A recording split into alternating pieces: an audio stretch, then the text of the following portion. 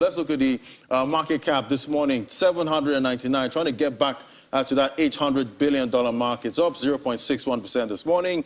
We'll see volume traded down by 5.84%, and Bitcoin dominance still standing at 40.09%. Let's look at the price of Bitcoin from 2017, New Year's Day, up till now. We see 2017, Bitcoin was traded at $998. That's January 1st, 2017, that was the price. 2018 was up 14,000. Big move from $998. And 2019, we had a breakdown there to $3,692 per Bitcoin from the 2018 high there. Then 2020, we had Bitcoin trading at $7,195. A flip over now, 2021, $29,022 there for 2021. That we saw a breakdown there, moved up. 2022, we saw Bitcoin trading 1st of January, $46,319. Then fast forward, we're here now, 2023, $16,678. But if we look at this price at 2023, still way above where we started at 2017. But if we go down further, obviously the prices were still, much lower. So Bitcoin definitely has come a long way right now, even though we're at about 65% down from the last high. Let's bring in Gilbert Jopata, our financial market analyst. Hello, Gilbert. Morning. Morning, Gilbert. Happy New Year. Great to have you. And obviously, what's on the mind of investors now is what is in store for Bitcoin in 2023. What are you seeing? Okay, there are a whole lot of things we should be looking at, but paying attention to the macroeconomic outlook and the risks of a recession and the money print has been on. It seems like 2023 turns out to be a tough year in regards to asset pricing for the cryptocurrency market. I would have hoped to see otherwise, but there is no sugarcoating for this.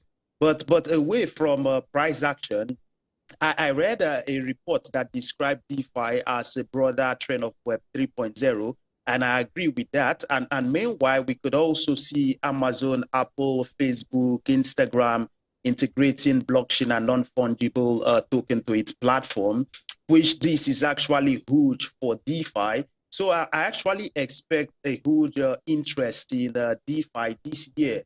We are going to see a trend shift towards DeFi. Binance also announced that they were investing heavily into DeFi. On the other hand, I really look at regulation and tax is going to come into more full enforcement or having the right regulatory framework. You know what happened to the likes of Luno, FTX have actually drawn the attention more of regulators. The attention are presently in the market, and they will actually have the right framework and will have the presence of regulators in the industry this year. And also another trend I'm looking at is the NFTs and the metaverse. We have seen Walt Disney, even Donald Trump, Facebook, Instagram are all big players right now in the NFT and metaverse community. And then one very major place I think we should look or pay attention to is the fact that I expect more institutional investors in the industry. Because if first of all, we are able to pay attention to the price action, when institutions come in, they have actually their structure at which they enter into the market. And if we pay attention to DeFi and market cap increasing, we know the fact that regulatory framework is in place, because regulatory framework will create more like a legal playing ground for more institutions to come into the market. We also pay attention to NFT, the metaverse, and institutional investors. And these institutional investors I'm now looking at is those who come in with a long-term mindset. These are fundamental investors.